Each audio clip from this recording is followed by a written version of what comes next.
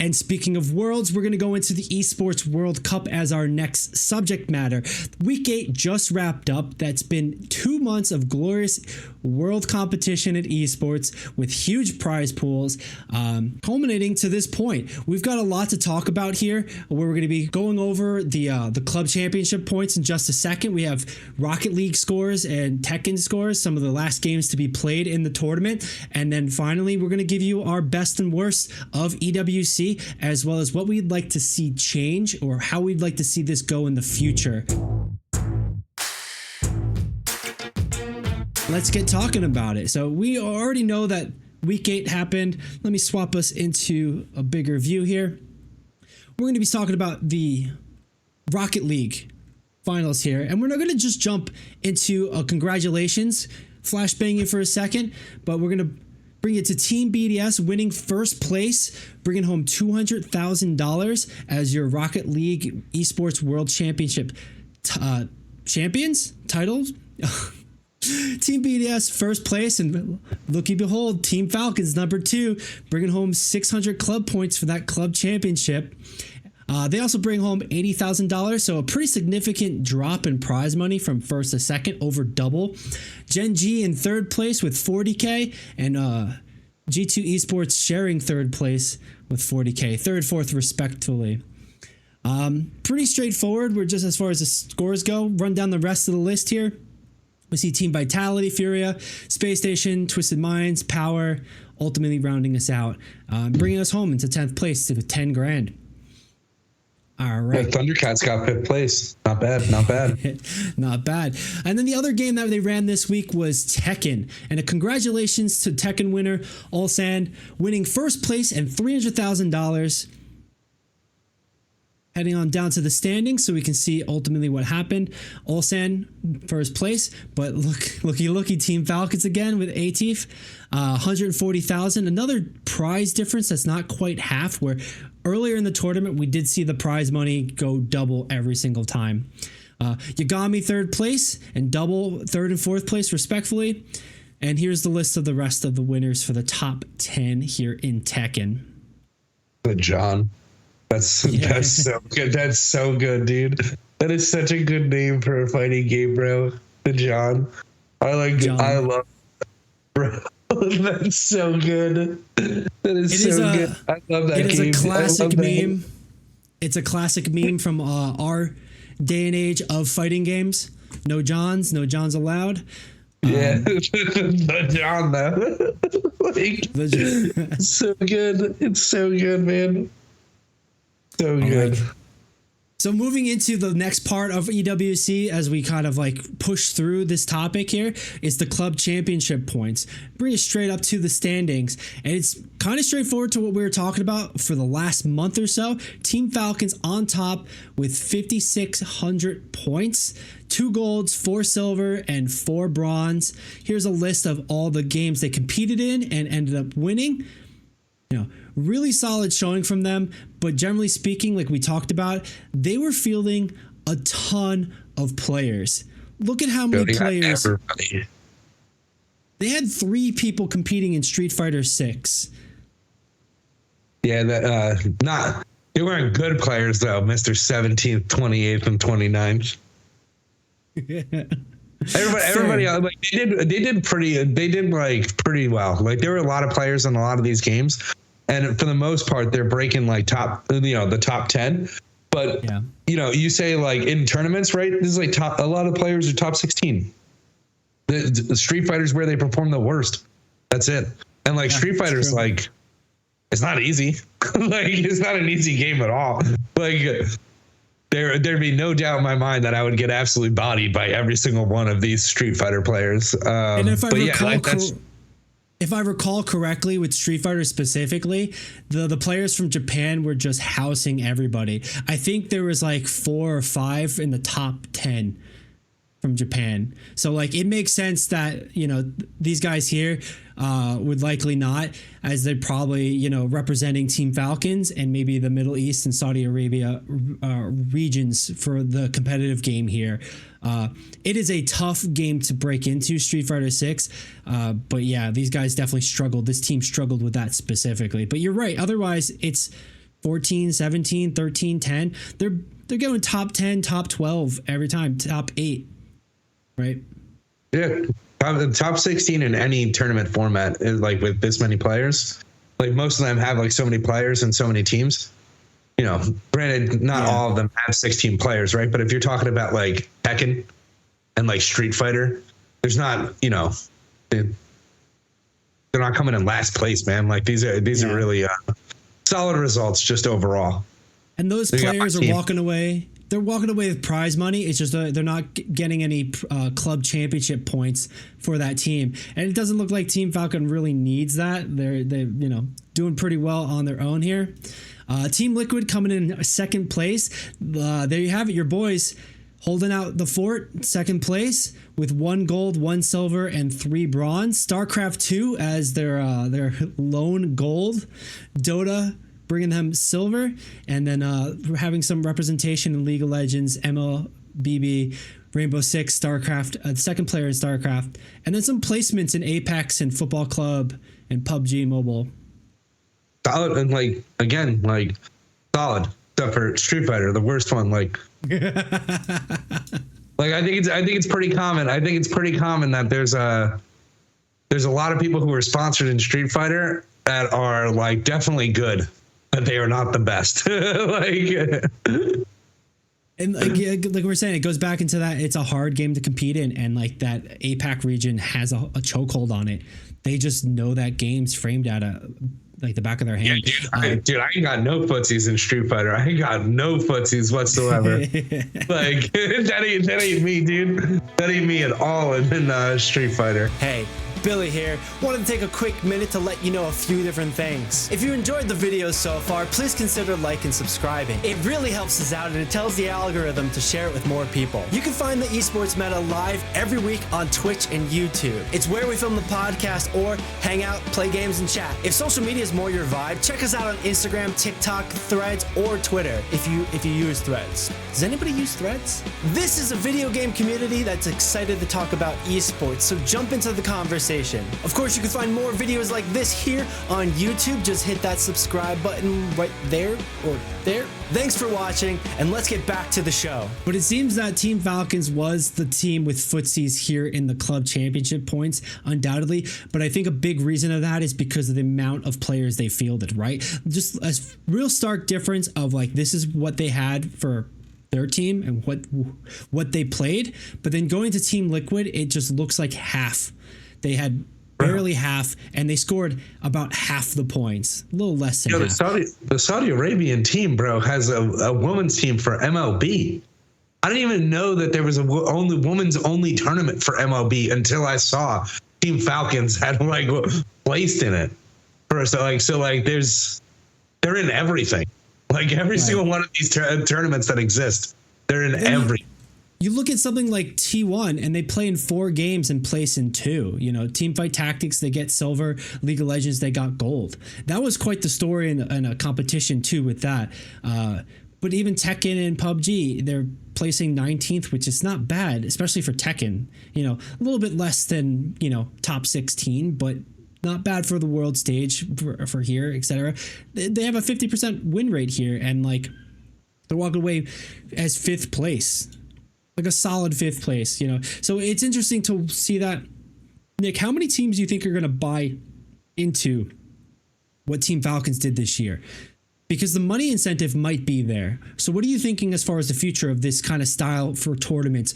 Esports World Cup is going to do this again next year, probably. I don't think Olympics are going to be able to do something like this. But do you see other tournaments maybe taking on the same sort of organization kind of push like this is? So, like, I'm not 100. I would say you're definitely going to be picking up pros that are going to be playing in, you know, games that you don't normally have right now, like on your squad, on your roster. You're probably, and it'll be easier to pick up like a one-of on a fighter, like in a fighting game, rather than like a full team on some of the other, like T1's probably not going to compete in Dota, right? But they'll probably pick up a Street Fighter player, stuff like that.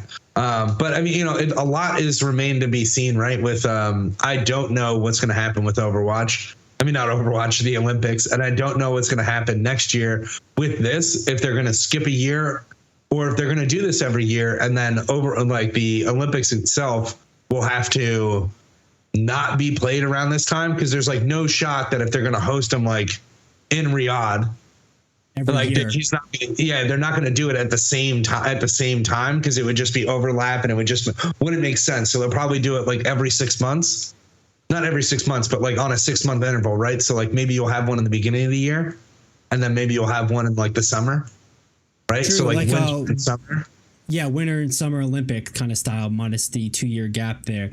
And I also don't know what's going to happen with Overwatch here, but organization-wise, I don't know if FaZe Clan is going to buy into anything other than the shooters. Maybe they pick up a fighting game, right? They do have some, like, they have notoriety. They have the organizational brand, and I believe they have it on a world stage. Same with like a Gaming Gladiators, where you're starting to see them pop up, where like, but like, just because they have more teams doesn't necessarily mean it's going to be beneficial. So it's going to be interesting in that, how are they going to field the teams, and is it going to be worth it? I know prize-wise, if they win, it's going to be worth it. But like, do you think G2 Esports picking up a Street Fighter team, they're going to win some championship points? It's going to cost them, at the very least, hotel, sponsorship, air flight kind of stuff to get the player to the event.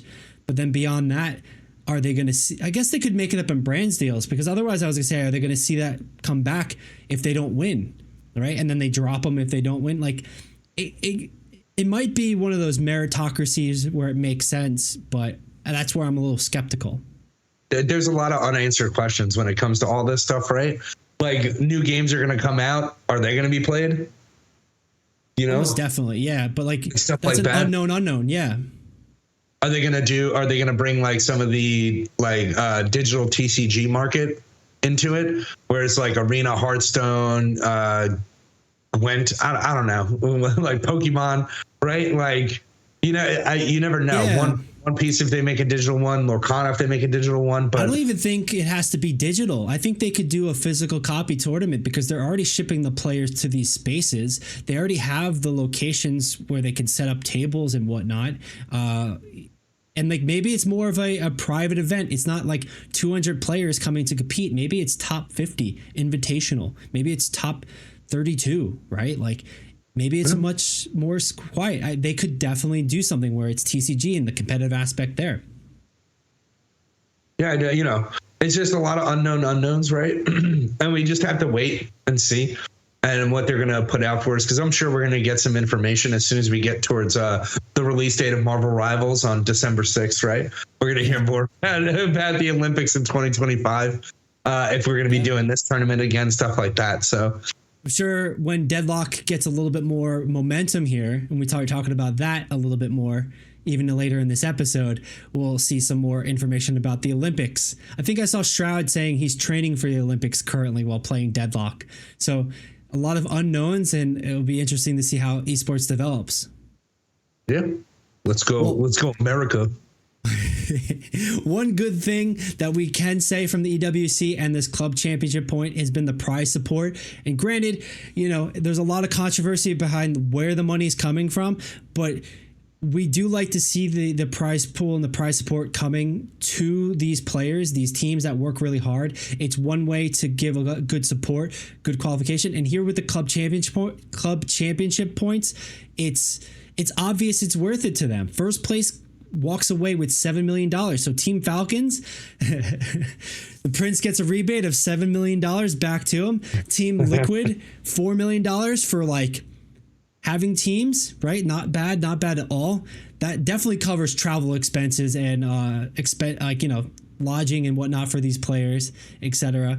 I'm sure it's a pretty penny, maybe a bit of a profit too for that. And if you go all the way to 16th place, you're walking away with 150 grand, which could cover salaries for one team for a year, which isn't too shabby, while still doing the rest of the ecosystem. So, Nick, looking at this prize point, do you see anything that I don't see with the numbers? Do you have any sort of takeaways from looking at this? And what's your pivot point for maybe a tournament that Blizzard will run or Nintendo will run? Because we saw how the World Championship, they really didn't have any prize support behind Pokemon Go.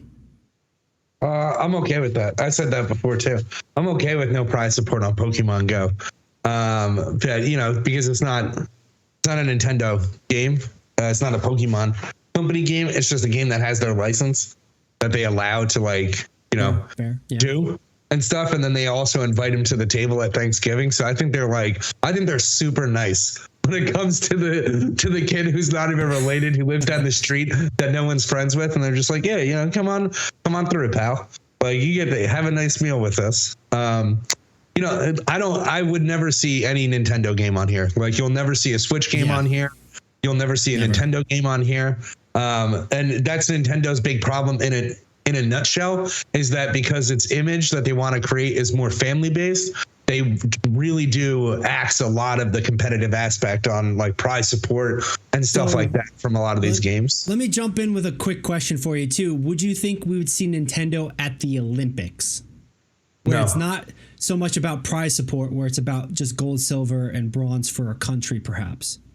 Nope. Still no? No. What are they going to put in? Smash?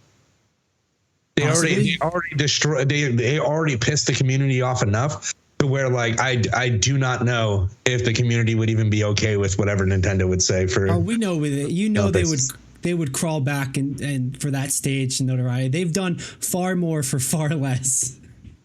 But no disrespect from them. It's a very hardy community, a very grindy community. They've been playing Melee for 20 plus years on their own. So of course they would do it. Yeah, I mean, like, but, you know, there's no other Nintendo game. Like what do we have? Splatoon is essentially like a dead game. One could argue Splatoon. We'll probably see a new Splatoon come out. One could argue maybe like a Mario Kart, which is kind of, you know, probably not a good argument. And then Pokemon, of course. Hey, if you know any other Nintendo games that have good... What's that? Pokemon is separate. The Pokemon company tells Nintendo what to do. They're one of the biggest, like, if not the biggest brand in the world. I think I read that they made $10 million last year, and that was all of what Mario, Link, and something else, or two other games made for Nintendo. So Pokemon by itself made $10 billion with a B dollars, and that was the same as Mario, Zelda, and two other games combined. Yeah. Yeah, it's hysterical. So, they'll send Nintendo back to making nudie playing cards, man. Like, they'll send them back to the 80s. Like, I don't know if you saw, but Nintendo's got a museum they're opening up. So I think they've got a few of those at the museum, just behind glass. They still make them. Yeah. In Japan, they're Japan exclusives. Like, well, I know what I'm getting you for Christmas. Cards. Do not. But like, what other games would you? I think Nintendo would have an interest in that, but like, yeah, I would see how they're more hesitant and reserved. But you know, you were right. What games would there be? Would it go back to Double Dash back in the day? Are we talking about like Super Mario Strikers? Like, yeah, we love Nintendo games, right? Like, we all love Mario games. We all love Nintendo games, but they are whatever genre it is plus a joke.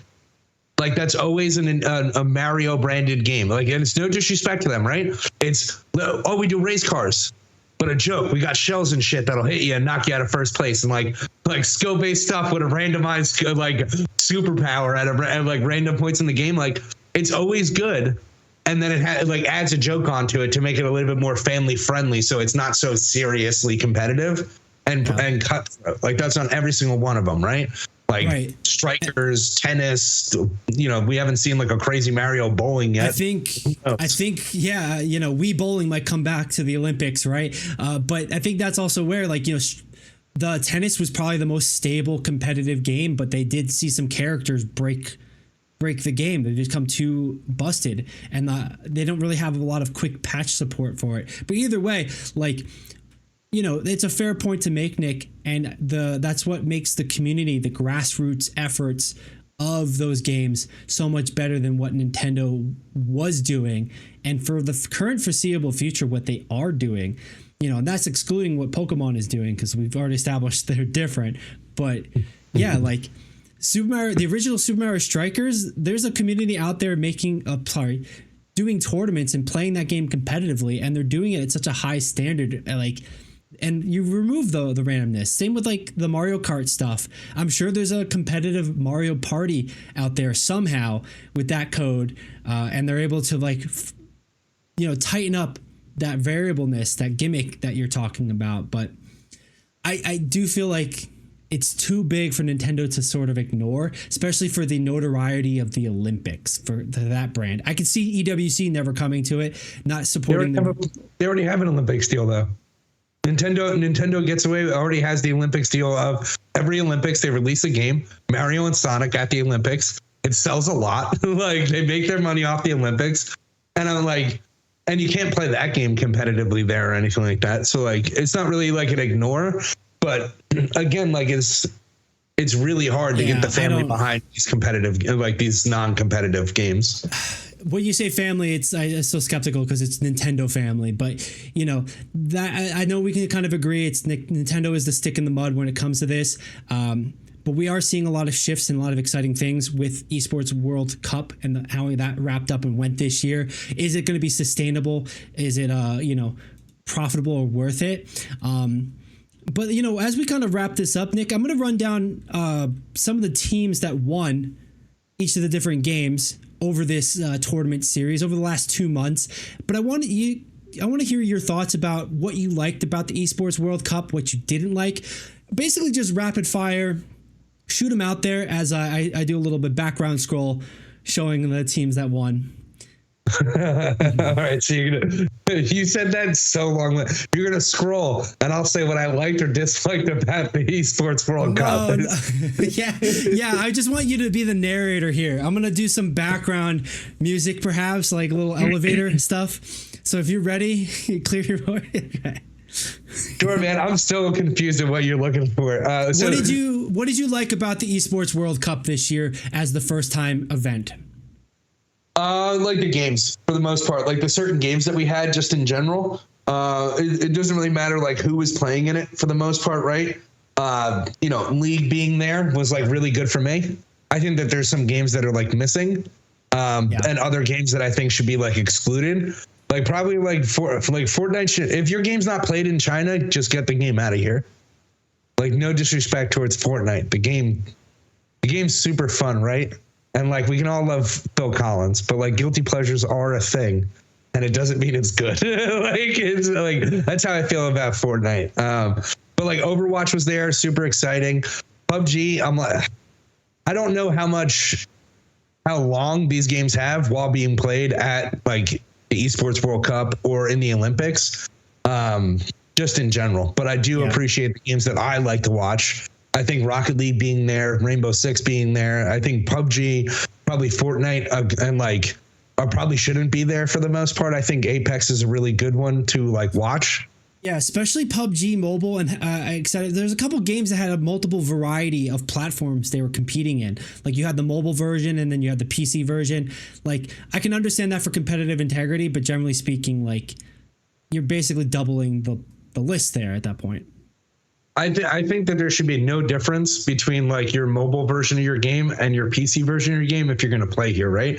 So like Teamfight Tactics, like a good example of it, right?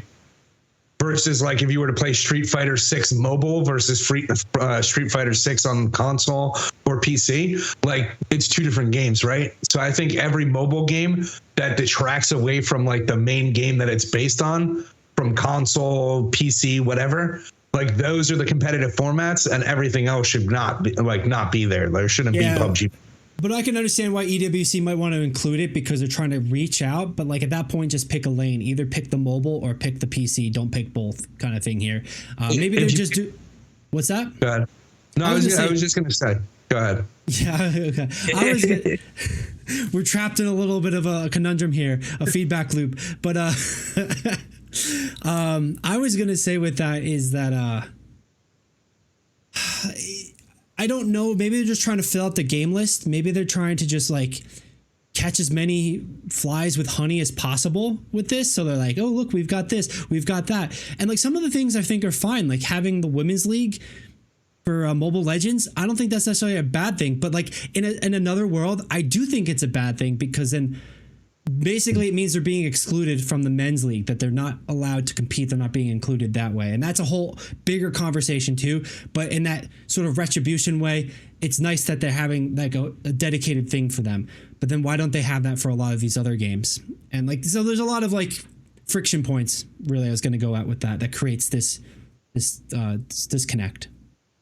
Yeah. And I mean, I won't speak on why they don't why they have or don't have like female leagues for like everything or something like that. Like we've had, you know, female players in League of Legends. I think it might be like one of the more controversial things that might have ever happened in League of Legends was when there was like a team of women who played and the guys were super disrespectful. But at TLDR, they banned all supports. That's all. Like, so healing champions. Like, that's it. Like, the level of disrespect was super real there. But it's not to say that like they can't play. I think it's more of just like, you know, it's usually just like, you know, I play with my friends. And so like that usually ends up being like, I don't have I have some female friends, but I don't really play video games with my female friends. Yeah, I know this is a whole bigger conversation, and I think that it goes into like just gaming culture and how it's exclusive to just men a lot of times, and like they you know, because there's a lot of players that are female that are good, so it doesn't matter in that way. It's just a lot of times they're not given the chance, they're not given the same opportunities, and then they're just like picked on, etc. And there's a part of that where competitive games where you gotta, you know, outlast that, but I'm sure I know for a fact they get more. And like here we are, two guys basically trying to talk for that, but this is a friction point that I see with this tournament. Right? It's like, yeah, like we're going to know. We're just going to be speaking anecdotally, but this is a friction point I see with this tournament because, you know, it's almost like a sore thumb sticking out. They have the one women's league with Mobile Legends, but then there's no women's league for anything else. So like, I'd like to see more of that. I'd like to see more women in competing in Overwatch, etc. And there's a lot. Yeah, it's a bigger conversation and a bigger sort of story here, but like that is a friction point I saw with this tournament. Yeah, I mean, like without really like speaking on that stuff, because I like, again, like I don't know, but like I think it's really weird that we have so many mobile games and then we're missing out on like games that are like games like Tetris that have like a huge like community itself. And like, you know, it might not be like considered like the more traditional esport, but I think that they should group everything into categories. Like all these shooters, like I'm not watching all this stuff, right? So it's just not good for like the thought of the viewer or the advertisers again, right? Like if we were to talk from like that standpoint, how many fighting games are there? Well, there's two. There's Tekken and Street Fighter. Yeah. That's awesome. So I can watch two. Like if I like fighting games, I can watch two. And it's like, well, how many shooters are there? There's 11. Fuck that. That's too many hours. Like you can't expect people to like, you can try as much as you want to get people to watch all of the hours of shooters, but there's no way that they can physically watch that many without having it on like 2 times speed, right? Right. So like, they have to shut them down. But that's where I think they're not trying to get one person to watch all of it. They're just trying to pick up different pods of people from different games to watch their game, etc. And yeah, I don't know how much they're worried about the advertisement money or the viewership generally. This is probably proof of concept, probably a lot of like sports washing like we've seen and talked about, which is another big old topic.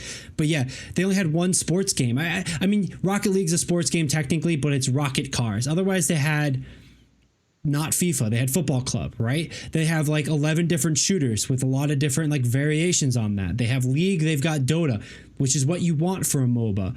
But then, you know, and like that's also interesting because how much of our view is like, you know, just the point of view of North America, what we're familiar with, what we see on our bubbles day in, day out, and like how much is on the world stage. Like Free Fire, man. You know, I want to see Counter-Strike, man. I'd rather see Counter-Strike. I'd rather see, you know, all these like other big name games. I'd rather see Mortal Kombat included in that fighting game, right? I would like to see Smash Bros, but I know that's not going to touch. But yeah, I mean, you know, just a special thought is like, how many of these games? Only because you like said this, and it sparked my interest, right? Like, how many of these games have issues with like IP.